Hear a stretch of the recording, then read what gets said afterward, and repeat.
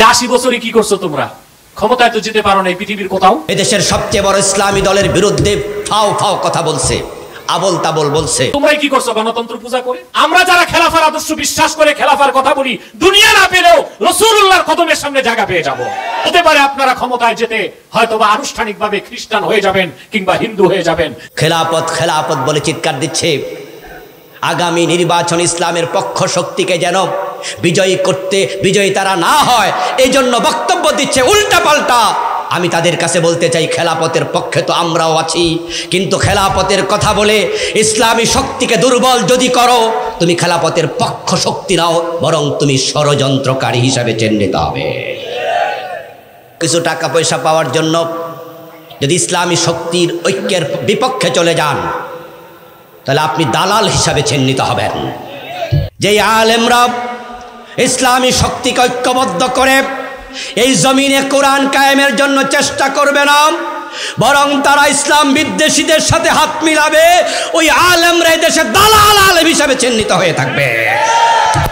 আমাদের আহ্বান হবে, সব ইসলামী শক্তি ঐক্যবদ্ধ হয়ে যান। মতের ভিন্নতা থাকতেই পারে, মাসলাকের ভিন্নতা থাকতে পারে। আপনি গোল টুপি পরেন, আমি লম্বা টুপি পরি। আপনি কিয়াম করেন, আমি কিয়াম করি না। আপনি আমিন আসতে বলেন, আমি জোরে বলি। একতলাপ আছে, একতলাপ থাকবে, অসুবিধা নাই। আপনি পীরের মুরিদ, আমি পীরের মুরিদ হই না। আপনি তাবলীগ করেন, আমি তাবলীগ করি না। কিন্তু কোরআন এবং হাদিস নিয়ে কোনো একতলাপ আমাদের মাঝে নাই। তাই স্লোগান হবে, মাসলাক যার যার, ইসলাম সবার। 54 বছর আমরা জাতীয়তাবাদ দেখেছি, ধর্মনিরপেক্ষতাবাদ দেখেছি। 5 বছরের জন্য আমরা ইসলাম দেখতে চাই। কয় বছরের জন্য? 5 বছরের জন্য আমরা কোরআনকে ক্ষমতায় দেখতে চাই, ইসলামের পক্ষে যেতে চাই। ভোট তো কত জায়গায় দিয়েছি, একটাবার ইসলামের পক্ষে দিতে চাই।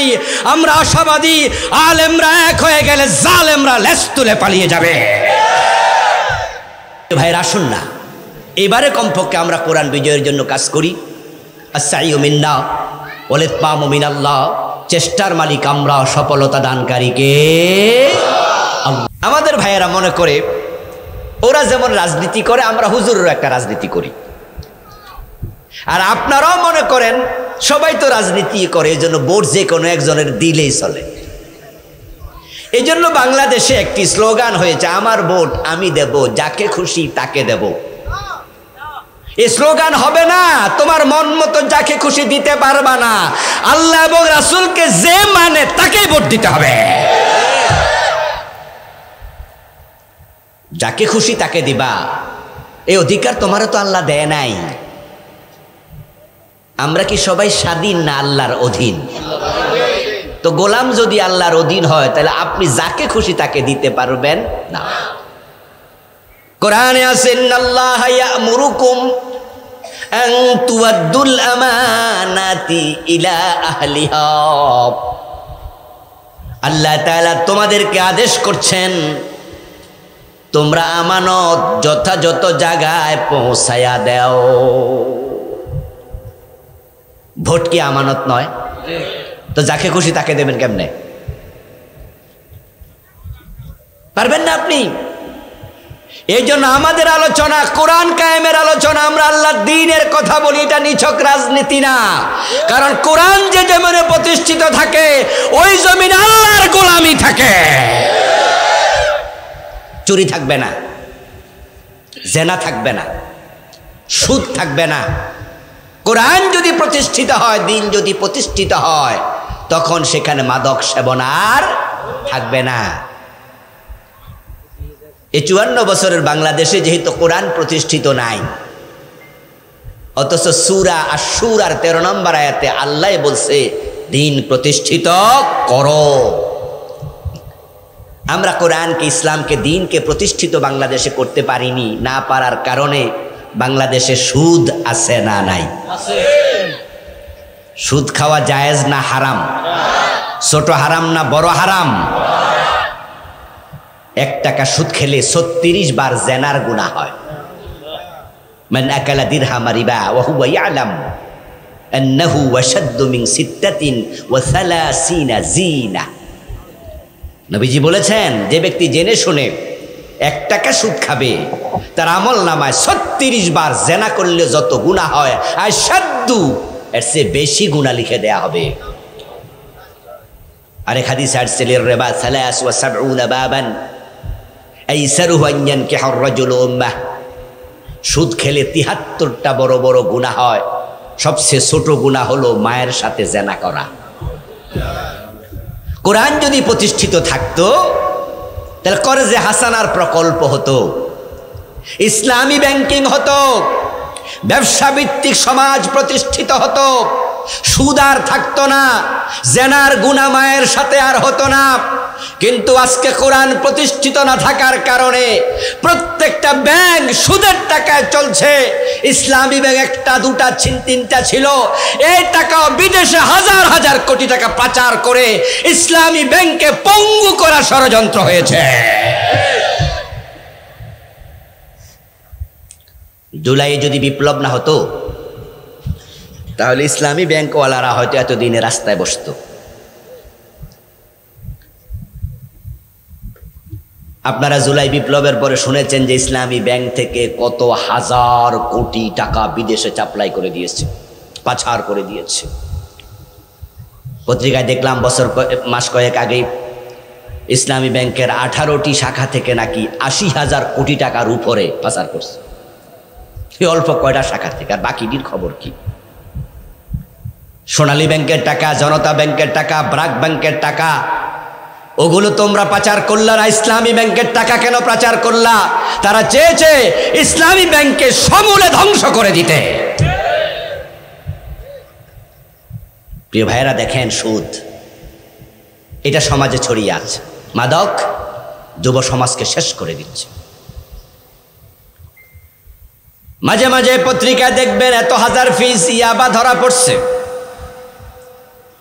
এই যে 2 লক্ষ ফিস, 3 লক্ষ ফিস, 5 লক্ষ ফিস ইয়াবা ধরা পড়লো, এই ইয়াবা যদি পুলিশের হাতে ধরা না পড়তো, এই ইয়াবাগুলো দেশে আসতো। এটাই প্রমাণ করে দেশে লক্ষ লক্ষ ফিস ইয়াবা খাওয়ার মতো লোক অলরেডি তৈরি হয়ে গেছে। প্রিয় ভাইরা আমার, এই মাদক সেবন করা হারাম। বাংলাদেশের মতো 92% মুসলমানের দেশে 5 স্টার হোটেলগুলোতে ওপেন খোলা মেলা মাদকের বার, ওখানে মাদক ব্যবসা হয়, পুলিশ ধরতে যায় না।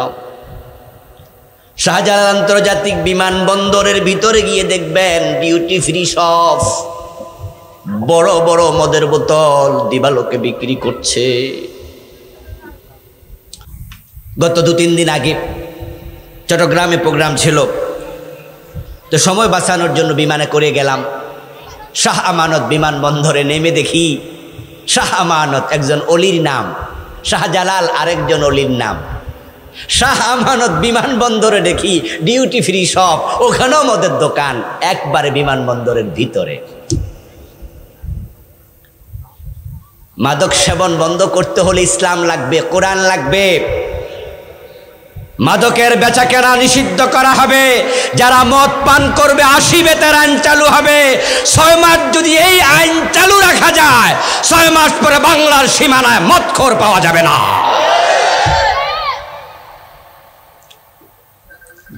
ইসলাম কায়েম হওয়ার আগে কখনো এই আইন চালু হবে না, কারণ আইন চালু করবে যারা, তারা নিজেরাই অনেকে মদ খায়। তো আজকের প্রতিপাদ্য সূরা সূরার 13 নম্বর আয়াত। আসুন আমরা আয়াত থেকে এবার কথা শুরু করি। আল্লাহ তাআলা বলছেন, শারা'a লাকুম মিনাদ-দীন, আল্লাহ তাআলা তোমাদের জন্য একটি শরীয়ত, দিন, বিধিবদ্ধ ব্যবস্থাপনা তিনি চালু করলেন। মা ওয়াসা বিহি নূহা, যে বিষয়ে আল্লাহ তাআলা নূহ নবীকে নির্দেশনা দিয়েছেন। ওয়াল্লাযী আওহাইনা ইলাইকা, হে নবী মুহাম্মদ পড়ুন সাল্লাল্লাহু আলাইহি ওয়াসাল্লাম, আপনার কাছে আমি এই বিষয়ে ওহী নাজিল করছি। ওয়া মা ওয়াসাইনা বিহি ইব্রাহিম, ঠিক দিন কায়েমের জন্য এই বিষয়ে কথা বলছি আমি, শরীয়তে বিধিবদ্ধ বিধান ইব্রাহিম নবীকে দিয়েছিলাম। ওয়া মূসা ওয়া ঈসা, এই ব্যবস্থাপনার জন্য আমি ঈসাকে মুসাকে দায়িত্ব দিয়েছি। আমি বলেছি আনাকিমুদ্দিনা, তোমরা দিন কায়েম করো, ওয়ালা তাতাফাররাকু ফীহি, এই বিষয়ে কোনো রকমের মতবিরোধ করো না। কাবুরা আলাল মুশরিকিনা মা তাদউহুম ইলাইহি, হে নবী এই দাওয়াত আপনি যখন দিবেন যে তোমরা দিন কায়েম করো, যারা মুশরিক তখন তাদের কাছে দাওয়াত পছন্দ হবে না। কে বলতেছেন? জোরে বলেন না, কে বলতেছেন? আপনি যখন দিন কায়েমের কথা বলবেন, কাবুরা আলাল মুশরিকিন, যারা মুশরিক তাদের কাছে এটা অসহনীয় মনে হবে, অপছন্দ হবে। এই যে আমি 20 মিনিট 15 মিনিটের মতো দিন কায়েমের কথা এতক্ষণ বললাম, এই কথাগুলো ভালো লাগে নাই এমন যদি এখানে একজনও থাকেন, তাহলে আল্লাহর ঘোষণার আলোকে আপনার অন্তরে শিরিক আছে। দিন কায়েমের কথা বললে আপনার ভালো লাগবে না। এজন্য আল্লাহ বলছেন কাবুরা আলাল মুশরিকিনা মা তাদউহুম ইলাইহি, ও নবী আপনি যখন দিন কায়েমের জন্য দাওয়াত দেবেন, যাদের অন্তরে শিরিক আছে, যারা মুশরিক, এটা তাদের অপছন্দনীয় হবে। কোরআনে আরেকটা সূরা আছে সূরাতুস সফ, ওই সূরাতুস সফের 9 নম্বর আয়াতে কারিমাতে আল্লাহ তাআলা সেখানেও দিন কায়েমের কথা বলছেন। হুয়াল্লাযী আরসালা রাসূলাহু বিল হুদা ওয়া দীনিল হাক্কি লিইয়ুযহিরাহু আলাদ দীনি কুল্লিহি ওয়ালাউ কারিহাল মুশরিকুন। ওই সূরা সফের 9 নম্বর আয়াতে বলে, আমি নবী পাঠাইছি কোরআন দিয়ে, দ্বীন হক ইসলাম দিয়ে, যেন আমার নবী ইসলামকে জমিনে বিজয়ী করে, কায়েম করে। তবে ওয়ালাউ কারিহাল মুশরিকুন, দিন বিজয় হোক এ কথা শুনলে যারা মুশরিক এটা পছন্দ করবে না। খেয়াল করেন সূরার 13 নম্বর আয়াতে বলছে কাবুরা আলাল মুশরিকিন, এটা মুশরিকদের কাছে কষ্টকর, অপছন্দনীয়। সূরা সফের 9 নম্বর আয়াতে বলছে ওয়ালাউ কারিহাল মুশরিকুন, এটা মুশরিকরা পছন্দ করবে না। তাহলে বাংলাদেশে যারা কোরআনের আইন চায় না, এই 2 আয়াত দিয়ে বোঝা যায় তারা প্রত্যেকে শিরকে লিপ্ত।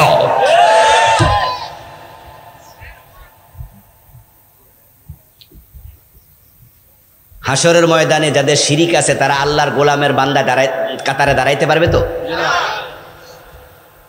যাদের অন্তরে শিরিক লইয়া মারা যাবেন, আল্লাহর গোলামের কাতারে দাঁড়াতে পারবেন? আর আল্লাহর গোলামের কাতারে দাঁড়াইতে না পারলে কপালে জান্নাত নাই।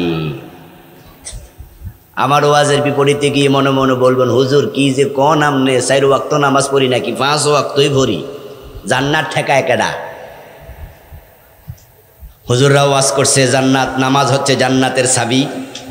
তা আমি তো তাহাজ্জুদও পড়ি, হয়তো দিন কায়েমের কথা বলি না, অথবা দিন কায়েমের পক্ষে নাই, হয়তো আমি এই জমিনে দিন কায়েমের পক্ষে ভোট দেই না, কিন্তু নামাজ তো 1 ওয়াক্ত ছাড়ি না। তো নামাজ না জান্নাতের চাবি?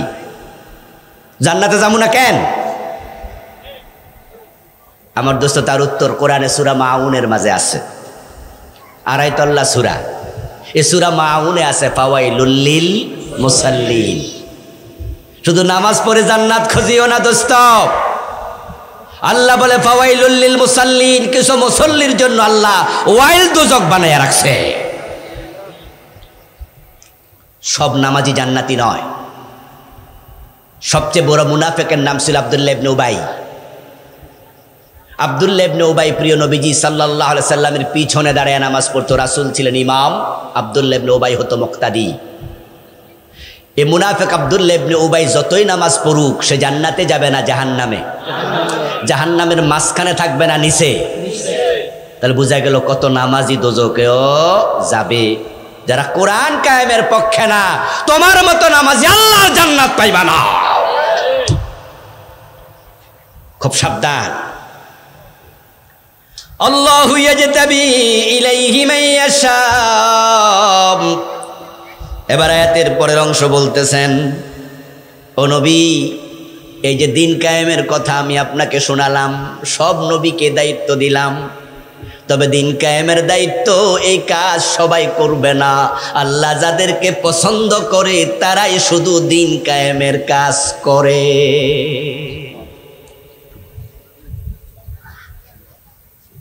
কোরআনের আয়াতের উপরে বিশ্বাস আছে না? আমি অনুবাদ মাত্র শোনাচ্ছি, ব্যাখ্যা একটু পরে করব। আল্লাহু ইয়াজতাবি ইলাইহি মান ইয়াশা, দিন কায়েমের জন্য আল্লাহ যাকে চায় তাকে দিয়ে সে কাজ করায়। সবাই চাইলেও দিন কায়েমের কাজ করতে পারবে না, আল্লাহ পছন্দ করা লাগবে। এই কাজের জন্য আল্লাহর সিলেকশন লাগে। তাহলে বাংলার এই ভূখণ্ডে আল্লাহর দিন কায়েমের জন্য আমরা যারা কাজ করছি, কথা বলছি, আমরা আলহামদুলিল্লাহ পড়ি, আমাদেরকে তোমরা মারো, আমরা মার খাইও দিন কায়েমের কথা বলি, আমাদেরকে তোমরা জেলে ভরে দাও, জেলে যাওয়ার পরেও আবার সারা পাইলে দিন কায়েমের কথা বলি, আমাদেরকে ফাঁসিতে ঝুলাবে, ফাঁসির মঞ্চে গিয়ে আমরা ভয় পাই না, কারণ আল্লাহ আমাদেরকে পছন্দ করেছেন তাই।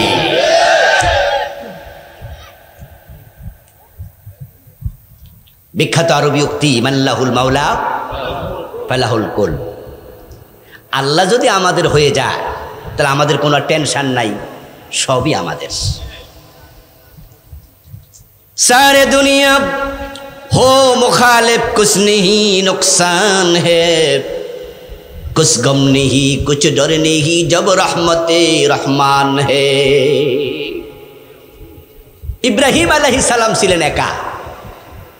পুরা নমরুদ এবং তার দেশের লোকেরা, ইভেন ইব্রাহিম আলাইহিস সালামের বাবা পর্যন্ত ইব্রাহিমের পক্ষে না বিপক্ষে ছিল। এতে করে ইব্রাহিমের কিছু আসে যায়? কোনো ক্ষতি হয়েছে? সারে দুনিয়া হো মুখালিফ কুছ নেহি নুকসান, তাম পৃথিবী আমার বিরুদ্ধে চলে যাক, কিচ্ছু আসে যায় না।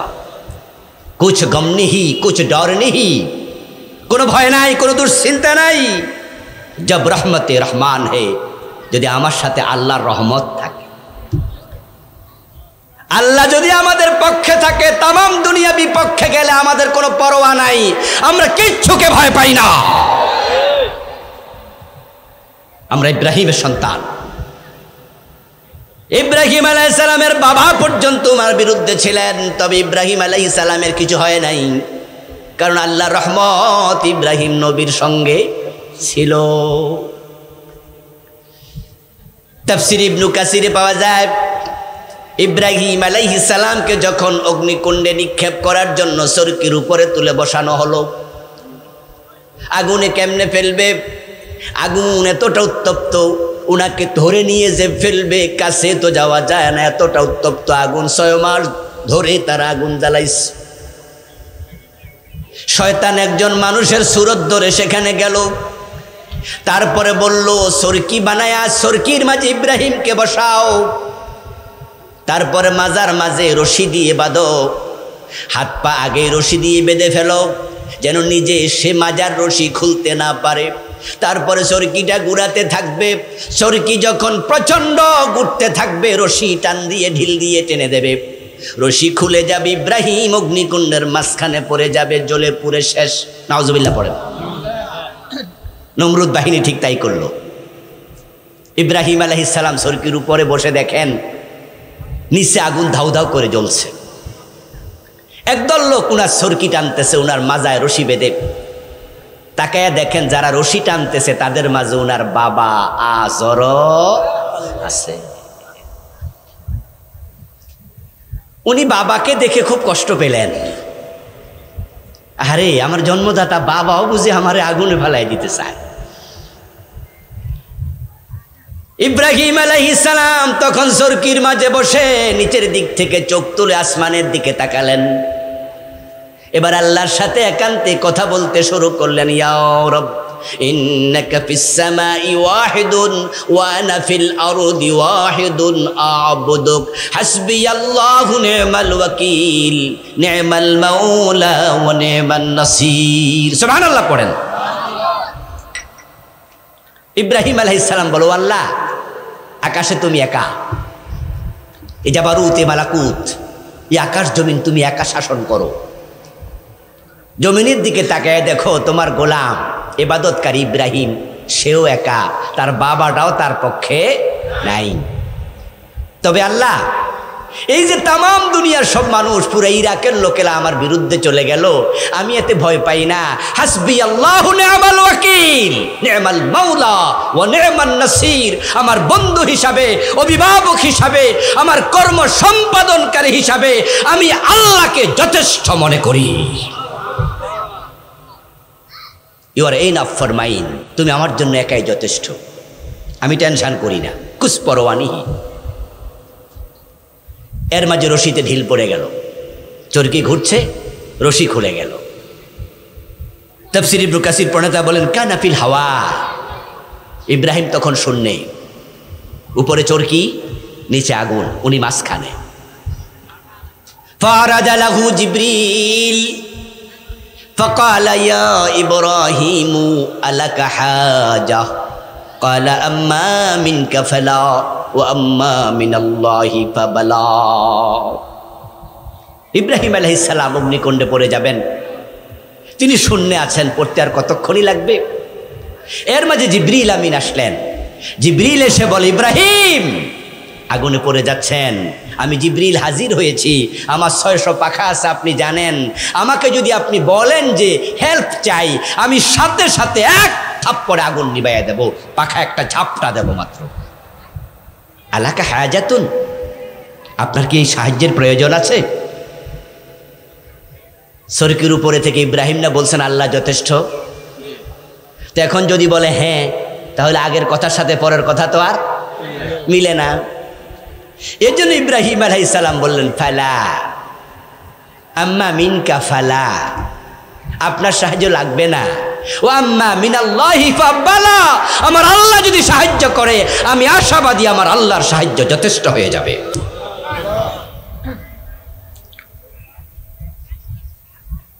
আল্লাহর দ্বীন কায়েমের কাজ আমরা করছি বাংলাদেশে। যারা শিরক অন্তরে লালন করে তাদের এটা পছন্দ হবে না, তারা আমাদের বিরুদ্ধে কত ষড়যন্ত্র করবে। কিন্তু আমরা আল্লাহর জান্নাত পাওয়ার জন্য এই কাজ করে করে করতে করতে মরতে চাই। দিন কায়েম যদি হয় ভালো, যদি দিন কায়েম হওয়ার আগে আমরা মরেও যাই, কিন্তু আখেরাতে আল্লাহর গোলামের কাতারে আমরা দাঁড়ায়া জান্নাত পাবো।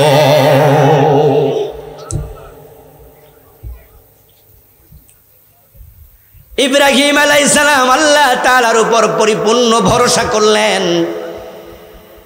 আর আল্লাহ তাআলা কোরআন মাজিদে বলছেন ওমাইয়া তাওয়াক্কাল আলাল্লাহি ফাহুয়া হাসবুহ, যে আল্লাহর উপর ভরসা করে তার জন্য যথেষ্ট কে। ইব্রাহিম আগুনে পড়ে গেলেন, কিন্তু আগুনে পড়ে ইব্রাহিম দেখে আগুনের মাঝে কোনো উষ্ণতা নাই। কোরআন নাজিল হয়েছে আজ থেকে প্রায় 4000 বছর আগে। নবীজি সাল্লাল্লাহু আলাইহি ওয়াসাল্লামের আগমনের 2500 বছর আগে কোরআন নাজিল হয়েছে। তো রাসূল যে আসছেন প্রায় 1500 বছর হয়ে গেল না? রাসূলের আগমনের 2500 বছর আগে ইরাকে ইব্রাহিম আলাইহিস সালামকে আগুনে ফেলা হয়েছিল। সে কাহিনী আল্লাহ কোরআনে শোনাচ্ছে আমাদেরকে, কোরআনের আয়াত বানায়া।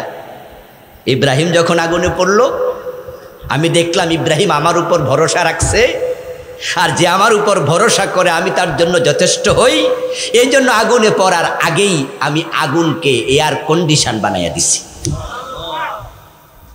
কুল্লা ইয়া নারু কুনি বারদাও ওয়া সালামান আলা ইব্রাহিম। ইব্রাহিম জিবরিলকে ফিরাইয়া দিল, ও জিবরিল তোমার সাহায্যের কোনো প্রয়োজন নাই, আমার আল্লাহ যথেষ্টই কথা বলল। আমি সাথে সাথে আগুনকে আওয়াজ করে ডাক দিলাম কুল্লা, আমি বললাম ইয়া নারু, ও আগুন, কুনি বারদা, তুমি ঠান্ডা হয়ে যাও। আমি আগুনকে বানিয়েছি উষ্ণ করে, গরম করে, কিন্তু আজকে আমি বলছি চেঞ্জ ইউর ক্যারেক্টার। তোমার স্বাভাবিক চরিত্র তুমি আজকে পরিবর্তন করো। তুমি গরম, তুমি জ্বালাও, তুমি পুড়িয়ে দাও, তবে কুনি বারদা, আজকে তুমি ঠান্ডা হও। সুবহানাল্লাহ পড়বেন না ভাইয়েরা? কোরআনের আয়াত, কুনি বারদা, আজকে ঠান্ডা হয়ে যাও। আচ্ছা এবার বলুন তো, ইব্রাহিম আলাইহিস সালামের গায়ে কি কম্বল ছিল? ইব্রাহিম আলাইহিস সালামের গায়ে কি কাশ্মীরের শাল ছিল? তো ঠান্ডা হয়ে গেলে শীত লাগবে না? কষ্ট হবে তো। এই জন্য আল্লাহ তাআলা বারদান বলার পর বলছে সালামা, বেশি ঠান্ডা হইও না, এমন ঠান্ডা হও আমার ইব্রাহিম যেন আরাম বোধ করে। সুবহানাল্লাহ, বারদান ওয়া সালামান আলা ইব্রাহিম। ইব্রাহিম আগুনে পড়ে গেলেন। দেখেন যে এখন আগুন, এয়ার কন্ডিশন, এসি, শীত না গরমও না, নাতিশীতোষ্ণ। সেখানে তিনি 40 দিন ছিলেন। ইবনে কাসির রাহিমাহুল্লাহ ওনার তাফসীরে লেখেন ইন্নান নার লাম তাহরিক মিনহু ইল্লা ওয়াসাকা। ইব্রাহিমকে যে হাত পা রশি দিয়ে বেঁধে আগুনে ফেলা হয়েছিল, আগুন উনার হাত পায়ের রশিটা জ্বালাইয়া উনাকে মুক্ত করে দিয়েছে, কিন্তু গায়ের জামাটাও টাচ করে নাই, শরীরের পশমও টাচ করে নাই।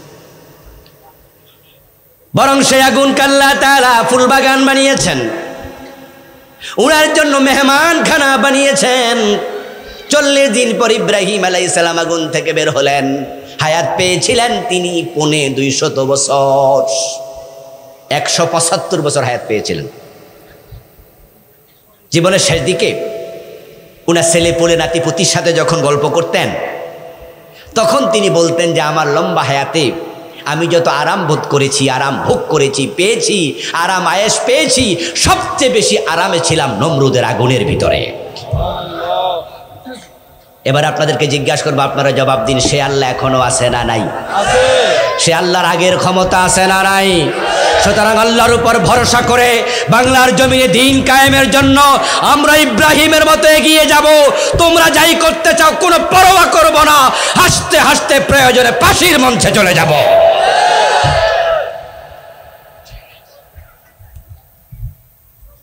আল্লাহ তাআলা দ্বীন কায়েমের জন্য যাদেরকে তৌফিক দেন তাদের আলহামদুলিল্লাহ বলা উচিত যে আমরা দ্বীন কায়েমের পক্ষের কর্মী শক্তি। আমাকে আল্লাহ এই জন্য কবুল করছে, এই জন্য আল্লাহ তোমার শুকর, এই জন্য আমরা পড়ছি আলহামদুলিল্লাহ। দ্বীন কায়েম আবার কি জিনিস? আল্লাহ যে দায়িত্ব দিলেন বড় বড় নবীদেরকে, আমাদেরকে দ্বীন কায়েম করো বললেন, এটা কি জিনিস? কায়েম শব্দের অর্থ হলো প্রতিষ্ঠিত করা। আর দ্বীন মানে ইসলাম, ইন্নাদ দীনা ইনদাল্লাহিল ইসলাম। আল্লাহর কাছে একটাই দ্বীন, সেটার নাম কি? বলেন না ভাইয়েরা, জোরে বলেন না কি? বাংলাদেশে ইসলাম সমাজে, রাষ্ট্রে, আদালতে, বিভিন্ন জায়গায়, হাইকোর্টে, সুপ্রিম কোর্টে, সংসদ ভবনে, সব জায়গায় ইসলাম কায়েম আছে কি? তো আল্লাহ আমাদেরকে বলছে এই ইসলামটা তোমরা কায়েম করো। দ্বীন মানে ইসলাম, ইসলাম কায়েম করো। ইসলাম বাংলাদেশে যেহেতু কায়েম নাই, এটা কায়েম করার দায়িত্ব জিন এবং ফেরেশতা নাকি মানুষের? তা আপনি মানুষের ভিতরে একজন কিনা? তাহলে আপনাকে আল্লাহ বলছে দ্বীন কায়েম করো। যারা আল্লাহর এই আদেশ মানতেছেন না, তারা কি আল্লাহর অনুগত বান্দা নাকি বিদ্রোহী? ওই যে প্রাইমারিতে, হাই স্কুলে চাকরি করবেন, এটা রেখে দেন, চাকরি করবেন কিন্তু আপনি আইন মানবেন না, আপনি বিশৃঙ্খলাকারী। সে প্রতিষ্ঠানওয়ালার আপনার উপর কি খুশি না বেজার? বেজার। ঠিক আমার সামনে আপনারা যারা আছেন, ইসলামের মাঝে আছে চুরি করলে হাত কেটে দাও, আসেনি? আসেনি? এ কথা কোরআনে আছে? 54 বছরে কয়জন চোরের হাত কাটছেন? কাটলেন না। এই যে আল্লাহর আইনটা জমিনে কায়েম করলেন না, এতে করে আল্লাহ আমাদের উপর খুশি না বেজার? বেজার, যে আমার আইন তোরা মানলি না। আমরা আজকে এখানে আলহামদুলিল্লাহ অনেক লোক, আমরা সবাই মিলে যদি এখন বলি আগামীকাল থেকে বাংলাদেশে যে কোনো চোর চুরি করলে ধরা পড়লে, সে যদি স্বভাবে চুরি করে অভাবে নয়, তাহলে তার হাত কেটে দেয়া হবে। আপনারা বললেন জি হুজুর, হ্যাঁ, আইন হবে, চালু হবে। কিন্তু 151 জন এমপি যদি হ্যাঁ শব্দটা সংসদে বলে, আইন বানানোর সুযোগ আছে না নাই? দ্বীন কায়েম করতে হলে কোরআনওয়ালাদেরকে সংসদে পাঠাতে হবে। এই কাজটা আমি করছি, এই কাজটা হুজুর করছেন, এই কাজ আপনি করছেন কি? যদি আপনি করেন তাহলে আপনার অনুগত গোলাম, আল্লাহর অনুগত গোলাম। দ্বীন কায়েম করো, দ্বীন মানে ইসলাম। কায়েম মানে প্রতিষ্ঠিত করা। এই যে আমাদের মাথার উপরে সুন্দর একটা প্যান্ডেল, আজ থেকে 2 দিন আগে এখানে এই প্যান্ডেলটা ছিল, কিন্তু গতকালকে থেকে প্যান্ডেলের কাজ শুরু হলো। দেখেছেন, দায়িত্ব যাকে দেওয়া হয়েছে ওই লোকটা কিছু বাঁশ আনছে, তারপরে সামিয়ানাটা আনছে, কিছু পেরেক আনছে, এটা মাটিতে গাড়ানোর জন্য খন্তা আনছে, দা আনছে, কুড়াল আনছে, তার যা দরকার সব আইনা আস্তে আস্তে করে লাঠি গাড়ছে, তারপরে লাঠিগুলো তৈরি করে আস্তে সামিয়ানাটা টানাইছে। আজকে বিকাল বেলায় মাহফিল কমিটিকে বলছে, দেখেন তো প্যান্ডেলটা হইছে নি? তারা কয় মাশাআল্লাহ, এক সময় এটা প্রতিষ্ঠিত ছিল না, এখন প্রতিষ্ঠিত হয়েছে। এটাই হলো কায়েম করা। এদেশে কোথাও ইসলাম নাই, হাইকোর্ট ইসলাম দিয়ে চলে না, গণভবন চলে না, বঙ্গভবন চলে না, আদালত চলে না, আমাদের ব্যবসা বাণিজ্য কোরআন হাদিস দিয়ে চলে না। পুরাটা দেশ চলছে পাশ্চাত্যের আইনে, ধর্মনিরপেক্ষতা মতবাদে। যখন পুরা দেশ কোরআন দিয়ে চলবে, হাদিস দিয়ে চলবে, তখনই দিন কায়েম হবে।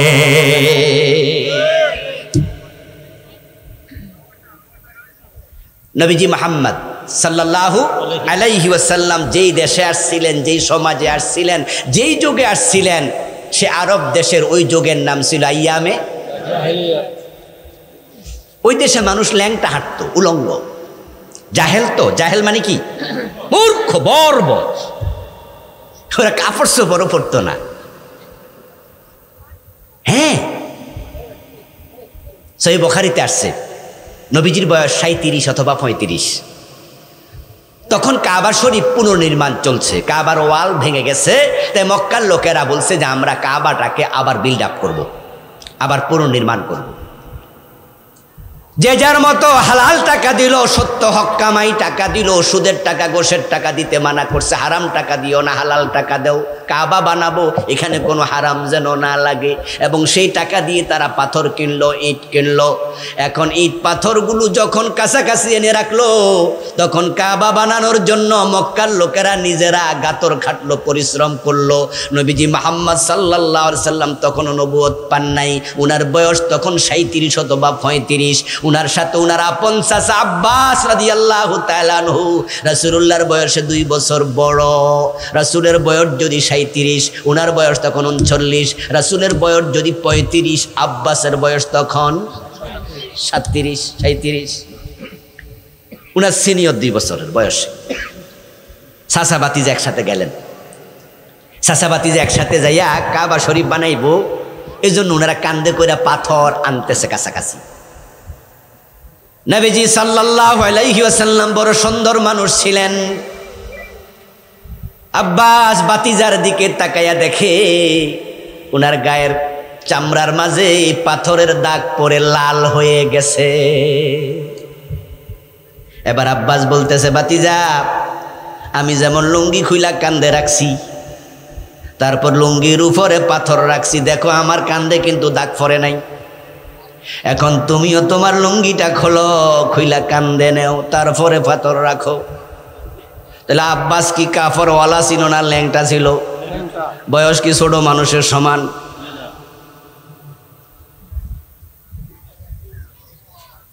কাবা তাওয়াফ করার জন্য মুশরিকরা যখন আসতো, কাফেররা হজ করতো রাসূলের সময়, জাহেলিয়াতের যুগেও, ইসলাম আসার আগেও।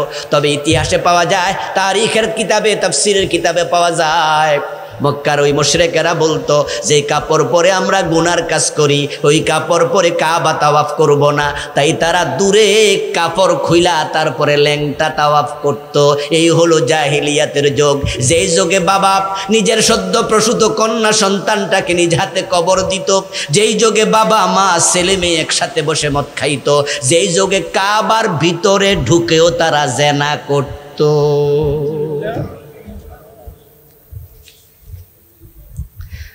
আচ্ছা, আপনারা এই নোয়াখালী তো নাকি? এই নোয়াখালী অঞ্চলে কি মদ আছে না? কিছু মদ টদ খায় এমন ফোলাপান আছে না? বেশি না, হয়তো কম আছে তো নাকি? আচ্ছা, মসজিদের ভিতরে ঢুকে কেউ মদ খায়? নোয়াখালীতে কি জেনাবে বিচার কল্প স্বল্প আছে না? কিন্তু মসজিদের ভিতরে ঢুকে কেউ জেনা করে? কিন্তু জাহেলিয়াতের যুগে এত বড় মূর্খ বদমাশ, তারা আল্লাহর ঘর কাবার ভিতরে ঢুকেও জেনা করত। একবার তো সকালবেলা গিয়ে দেখে একটা পুরুষ একটা নারী, ওদের এলাকার তারা চেহারা দেখে চিনলো। একটার নাম ছিল ইয়াসাব আর একটার নাম ছিল নায়েলা। নাম মনে থাকবো নি? ইয়াসাব আর একটার নাম নায়েলা। নায়েলা হলো মহিলা, ইয়াসাব হলো পুরুষ। তারা দুইজনে কাবার ভিতরে ঢুকে জেনা করছে। নাউজুবিল্লাহ পড়েন।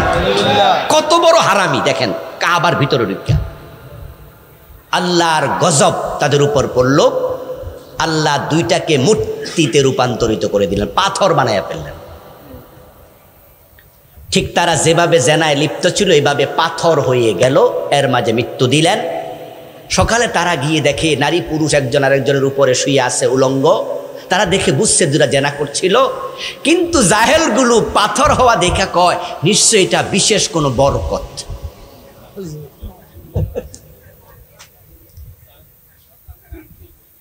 তারা তখন দুইটাকে আলাদা করলো। আলাদা করে তারা সাফা মারোয়া, দুটা পাহাড়, যেটা কাবার পাশে এখনো কিছু অংশ আছে, আমরা দৌড়াদৌড়ি করি হজের সময়, সাই করি। ইয়াসাব এবং নায়েলাকে, একটাকে সাফা পাহাড়ে আর একটাকে মারোয়া পাহাড়ে তারা যে স্থাপন করলো, স্থাপন করে হজের মৌসুমে তারা এই দুইটাকে সাই করত। জেনা ছিল, মদ ছিল, হেরোইন ছিল, গাঁজা ছিল, যত রকমের আছে সব আকাম কুকাম ছিল। এবার বলুন তো, ইসলাম কায়েম হওয়ার পরে চুরি ডাকাতি জেনার ছিল নাকি? আমার রাসূল আসলেন, এসে এবার মানুষকে জানাইয়া দিলেন পর্দা করা ফরজ। একজন পুরুষ হাঁটু থেকে নাভি পর্যন্ত নিজের স্ত্রী ছাড়া কাউকে দেখাতে পারবে না। একজন নারী তার পুরা দেহটা তার স্বামী ব্যতীত কারো সামনে উন্মুক্ত করতে পারবে না। যারা হারাম পুরুষ তাদের সামনে চেহারা খোলা রাখতে পারবে, হাত খোলা রাখতে পারবে, মাথার চুল খোলা রাখতে পারবে। বাবার সামনে মেয়ে মাথার চুল খোলা রাখলে অসুবিধা নাই, কিন্তু বেগানা পুরুষের সামনে একটা চুল দেখানো জায়েজ নাই, এটা হারাম। ইসলাম এসে গেল, পর্দা কায়েম। ইসলাম কায়েম হয়ে গেল, তখন চুরি নাই, চুরি করলে হাত কাটা শুরু। নবীজি মুহাম্মদ সাল্লাল্লাহু আলাইহি ওয়াসাল্লামের উপর আল্লাহ দিন কায়েমের দায়িত্ব দিলেন। আমার রাসূল 13টা বছর মক্কায় দিন কায়েমের চেষ্টা করলেন, কিন্তু মক্কায় নবীজি দিন কায়েম করতে পারেন নাই। নোয়াখালীর মানুষ তো শিক্ষিত মানুষ, আপনাদের কাছ থেকে আমি জবাব চাইব, নবীজি কি দিন কায়েম মক্কায় করছিলেন আগে না মদিনায়? অথচ নবীজির জন্মস্থান কোথায়? আবু বকরের জন্ম কোথায়? ওমর, ওসমান, আলীর জন্ম কোথায়? 10 জন বড় বড় জান্নাতি সাহাবী, 10 জনের জন্মই হলো। নবীজির নবুয়ত ছিল মোট 23 বছর, তার মাঝে মদিনায় 10 বছর, মক্কায় ক বছর? তাহলে 3 বছর আরো বেশি। কিন্তু দিন কায়েম মক্কায় হয় নাই, 3 বছর বেশি সময় দিছে। 4 খলিফার জন্মস্থান মক্কায়, দিন কায়েম হলো মদিনায়। আশারা মুবাশশারা প্রথম 10 জনের বাড়ি মক্কায়, দিন কায়েম হয়েছে মদিনায়। কোরআনের মাঝে 113টা 14টা সূরা আছে, তার মাঝে 28টা হলো মদিনায়, 86টা হলো মক্কায়, কিন্তু ইসলাম কায়েম হলো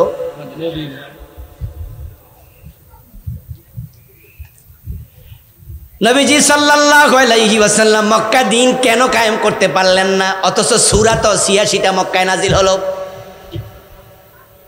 এর কারণ হলো মক্কার সংসদে আবু জেহেলরা কোরআন নিয়ে নবীজিকে ঢুকতে দেয় নাই। বরং আবু জেহেলরা দারুন নাদওয়া, মক্কার সংসদ ভবনের নাম দারুন নাদওয়া। কি নাম?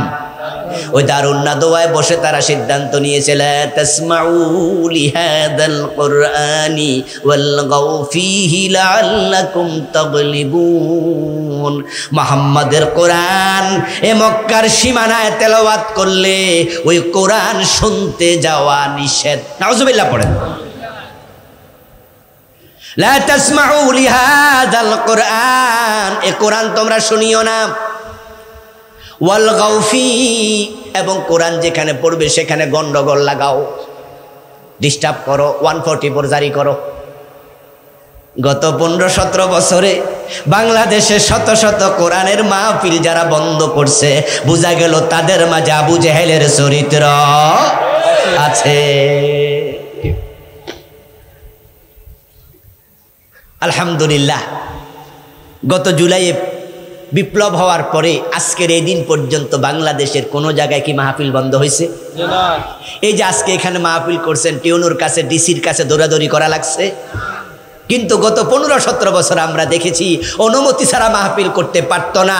অনুমতির জন্য ডিসির কাছে, টিউনুর কাছে, ওসির কাছে, এসপির কাছে, নেতার কাছে, পাতি নেতার কাছে দৌড়াতে দৌড়াতে জুতার তলা ক্ষয় হয়ে যেত। আল্লাহর জমিনে কোরআনের কথা বলতে যারা বাধা দিয়েছে, আল্লাহর গজবে তারা দেশ ছাড়তে বাধ্য হয়েছে।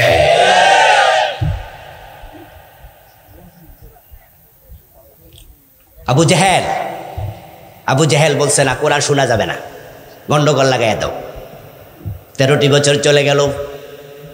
নবীজি মুহাম্মদ সাল্লাল্লাহু আলাইহি সাল্লাম হিজরত করে মদিনায় রওনা দিলেন। আল্লাহ বললেন চলে যান এখান থেকে, এখানের পরিবেশটা ভালো নয়। রাসূল মদিনায় রওনা দিলেন, 3 দিন গারে সাউরে অবস্থান করলেন।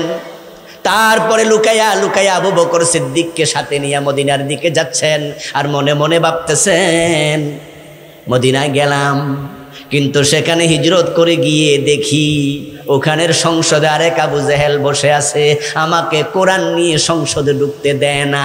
তাহলে আমি চোর ধরে হাত কাটার আইন কেমনে করব? কোরআনের আইন যদি কায়েম করতে চাই, দিন কায়েম করতে চাই, ও রাব্বাকা ফাকাব্বির, রবের তাকবীরকে বড় করতে চাই, তাহলে তো আমাকে আইনের ঘরে যেতেই হবে।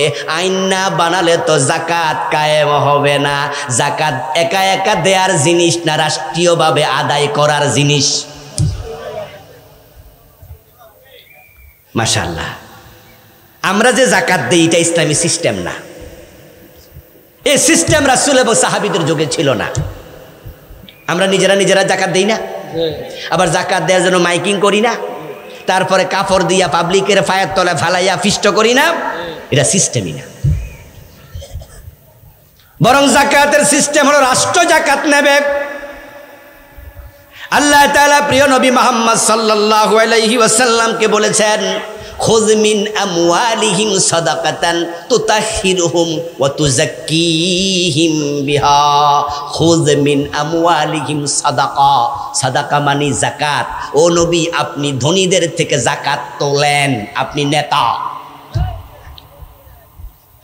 নবীজি বলছেন, হ্যাঁ তুখাযু মিন আগনিয়াইহিম ফাতুরাদ্দু ইলা ফুকারাইহিম, ধনীদের থেকে যাকাত তোলা হবে, তারপরে যাকাত আবার দেয়ার খাত আছে না নাই? ইন্নামাস সাদাকাতু লিল ফুকারাই ওয়াল মাসাকিন ওয়াল আমিলিনা আলাইহা ওয়াল মুআল্লাফাতি কুলুবুহুম ওয়া ফির রিকাব ওয়াল গারিমিন ওয়া ফি সাবিলিল্লাহি ইবনিস সাবিল। রাষ্ট্র জাকাত তুলবে, তারপরে যারা পাবে তাদের কাছে পৌঁছাবে। এবার আপনারা বলুন তো, জাকাত যদি রাষ্ট্রীয়ভাবে তুলতে হয়, জাকাতের পক্ষের লোককে রাষ্ট্রের নেতা বানানো দরকার আছে না নাই? 54 বছরের বাংলাদেশে রাষ্ট্রীয়ভাবে জাকাত তোলা হয়েছে কয়দিন? الذين إن مكناهم في الأرض أقاموا الصلاة وآتوا الزكاة وأمروا بالمعروف ونهوا عن المنكر। আল্লাহ তাআলা সূরাতুল হাজে বলেন, কোন এলাকায় যখন মুসলমানদেরকে আমি ক্ষমতা দেব, তখন আমি আল্লাহর পক্ষ থেকে মুসলমান নেতা 4টা কাজ করবে। 1 নাম্বার, নামাজ কায়েম করবে, তারা আইন বানায়া দেবে, আজান হলে দোকান অফিস বন্ধ, সবাই নামাজ পড়ো। টিউনো অফিসে টিউনো হবে ইমাম, বাকি অফিসাররা হবে মুসল্লি। ডিসি অফিসে ডিসি হবে ইমাম, বাকি অফিসাররা হবে মুসল্লি। বাইতুল মুকাররম জাতীয় মসজিদে প্রেসিডেন্ট হবে ইমাম, আমরা হব মুসল্লি। সব জায়গায় নেতারা, দায়িত্বশীলরা যখন ইমামতি শুরু করবে, আর যেই দেশে ভালো লোক ইমাম হয়, অফিসার ইমাম হয়, ওই দেশে আর ঘুষের লেনদেন হবে না। ঘুষ এমনি বন্ধ হয়ে যাবে, ঘুষ এমনি বন্ধ হয়ে যাবে। নবীজি সাল্লাল্লাহু আলাইহি ওয়াসাল্লাম ভাবতেছেন মদিনায় যায়া যদি আরেক আবু জেহেলকে দেখি সংসদে আমারে ঢুকতে না দেয়, হিজরত করে লাভ কি? মানুষের অন্তরের খবর সবচেয়ে বেশি জানেন কে? আল্লাহ। আর একটু জোরে বলুন না, কে জানেন? ইন্নাল্লাহা আলিমুম বিযাতিস সুদূর। আল্লাহ নবীজির অন্তরের দিকে তাকায়া সাথে সাথে জিবরিলকে পাঠাইয়া দিলেন, জিবরিল যাও, আমার নবীর ক্ষমতা নাই, মক্কা ইসলাম কায়েম করতে পারে নাই, এখন মদিনায় যাবে, মনে মনে ভাবে যাইয়া কি লাভ হবে, ক্ষমতা তো আমার নাই, আমি একটা দোয়া শিখাইয়া দিলাম, আমার নবীকে দোয়াটা আমার কাছে করতে বলো। ওয়াকুর রাব্বি আদখিলনি মুদখালা সিদকিন, আমার সাথে পড়ুন, ওয়াকুর রাব্বি আদখিলনি মুদখালা সিদকিন ওয়াখরিজনি মুখরাজা সিদকিন ওয়াজআল লি মিন লাদুনকা সুলতানান নাসীরা। সবাই সমস্বরে আওয়াজ দিয়ে বলুন সুবহানাল্লাহ। কুল, কুল শব্দের অর্থ কি বলুন? হে নবী, হে নবী আপনি বলুন, রব্বি আমার রব, আমার আল্লাহ, আদখিলনি মুদখালা সিদক ওয়াখরিজনি মুখরাজা সিদক, হে আল্লাহ যথাযথভাবে আমাকে মদিনা থেকে বের করে নাও, মক্কা থেকে বের করে নাও, যথাযথভাবে মদিনায় প্রবেশ করাও।